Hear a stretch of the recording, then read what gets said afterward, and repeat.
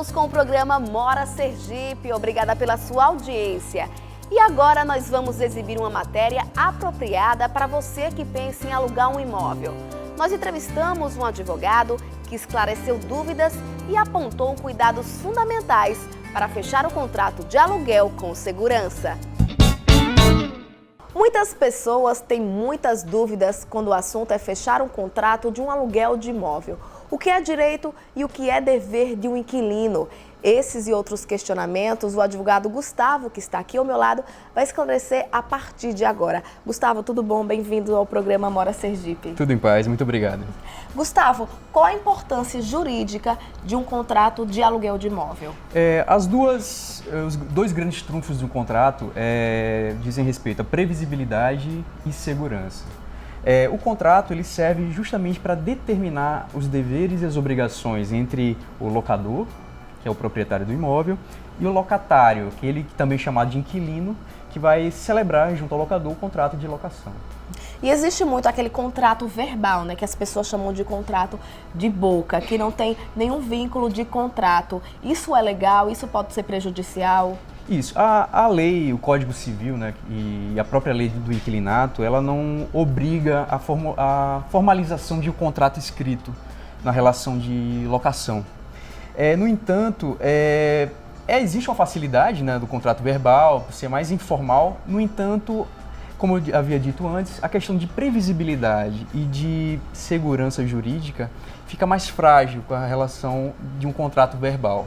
Então, o contrato, o principal trunfo, eu diria, é justamente a questão de segurança, uma vez que a própria lei, ela não aborda só questões gerais, e muitas vezes com lacunas. Então o contrato ele vem justamente para dar especificidade àquela determinada relação e mais determinar, ou seja, predeterminar a relação de direitos e obrigações entre os dois.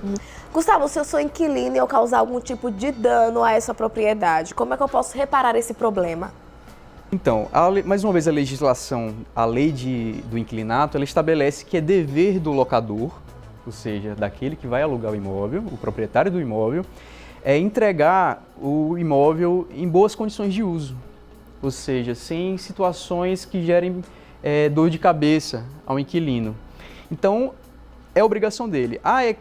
Existe, claro, problemas que não são vistos a olho nu no primeiro momento, como infiltrações e vazamentos, como você falou. São situações que no decorrer da vida no imóvel, o inquilino vai perceber. No entanto, é interessante algumas situações em que, na ocorrência de um vazamento, de uma infiltração, o inquilino vai, no primeiro momento, tentar resolver esse problema e nota que toda a tubulação, a encanação está deteriorada, é antiga, está com problemas. Então, são problemas estruturais que não são da alçada do inquilino, que o locador deveria informar. Mais do que informar, deveria dispor uma situação mais, como é que eu posso dizer, mais própria para o uso. E é legal estipular multas no contrato? Então, na relação contratual de uma locação, há dois tipos de multas, né? A multa moratória e a multa compensatória. A primeira, a multa moratória, ela tem um caráter muito mais de desestimular o inquilino quanto à inadimplência, ou seja, é aquela incidência dos juros moratórios de 1%, de até 1%, segundo a lei, uma multa, e a multa propriamente dita, multa moratória, que pode ser de até 10%. Então, essa é uma multa estritamente para desestimular a inadimplência. A outra multa compensatória já entra nessa seara, ou seja, são multas com viés de indenização, por descumprimento contratual. Descumprimento em vários aspectos, desde a danificação de bens a comportamentos inadequados em um condomínio, por exemplo. Se o imóvel for um apartamento dentro de um condomínio e o inquilino tiver comportamentos antissociais, pode estar previsto no contrato uma sanção quanto a isso. Pois é, gente, aí tá a dica do Gustavo aí, do advogado, do especialista, para você fazer um contrato de locação de imóvel de uma forma muito mais segura. Um arquipélago na Itália ficou famoso por fabricar vidros em Murano. peças decorativas que, com o passar do tempo, ganharam fama no mundo inteiro. Se você ainda não conhece essa arte, chegou a hora. Olha só! O vidro de murano é feito com uma técnica artesanal detalhada e exclusiva. Essas peças são produzidas há mais de 800 anos e até hoje faz sucesso na decoração contemporânea. Aqui ao meu lado está a arquiteta Fernanda, que vai falar com a gente um pouco mais sobre essas peças. Tudo bem, Fernanda? Bem-vinda ao programa Mora Sergipe. Obrigada, boa tarde. O murano foi trazido para a gente aqui pelo Brasil nos anos 50, por dois irmãos. Só que a técnica, como você falou, já tem muito tempo. Ela veio da Itália e é um processo mais artesanal, que você funde o chumbo com areia e dá uma massa, que essa massa é que faz esses trabalhos incríveis, manuais, que na verdade eles trabalham com um cano. Aí esse cano eles sopram e faz os desenhos maravilhosos que a gente vai ver aqui. O murano, quem olha assim, quem é leigo, acha que é um jarro ou alguma coisa parecida com um jarro. Tem alguma diferença? Qual a diferença ou é a mesma coisa? Na verdade, o murano é uma peça mais nobre, uma peça mais rica. É uma peça, como a gente disse, trabalhada artesanalmente. Já o vidro a gente consegue produzir em escalas maiores e a qualidade, só em você pegar o murano, você já consegue perceber a diferença do vidro para uma peça de murano. São peças caras? Quanto custa mais ou menos uma peça de murano? O murano é um pouquinho mais caro, ele varia, vou dizer um preço mais barato.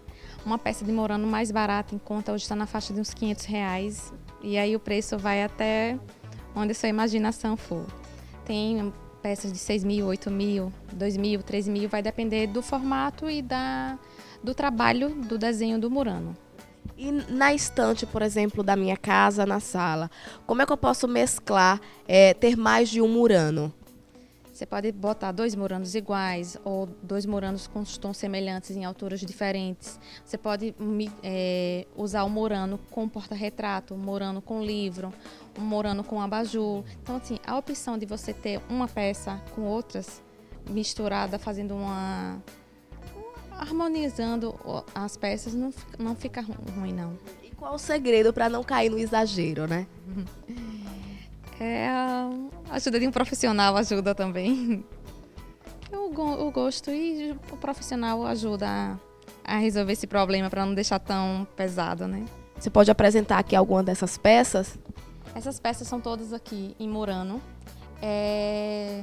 O murano trabalhado com verde, com azul. E tem vários formatos, como a gente tinha dito. Uns mais redondinho, outro mais puxadinho para cima, outro mais abertinho. Tem as bolinhas, tem as conchinhas. E tem mais coisas que a gente pode mostrar. Tem o abajur, que é muito bonito, um abajur de murano. Tem peças que já levam mais são os tons mais elevados do murano, que são essas daqui, com fios de ouro. Essa daqui, essas aqui. São todas peças de murano com fio de ouro. E as cores? No mercado existem muranos de diversas cores? Existe o verde, os tons dourados, e outras opções são os pérolas, mas tem azul, tem marrom, tem rosa, tem lilás. Então, de cor, a gente tem demais. E alguma delas que a gente vê aqui tem um aspecto cristalizado, não é isso? Mas também pode ser encontrada de uma forma mais opaca, mais composta? Pode, mas a maioria dos muranos que a gente tem são mais com brilhos. Tem mais esses estilos aqui.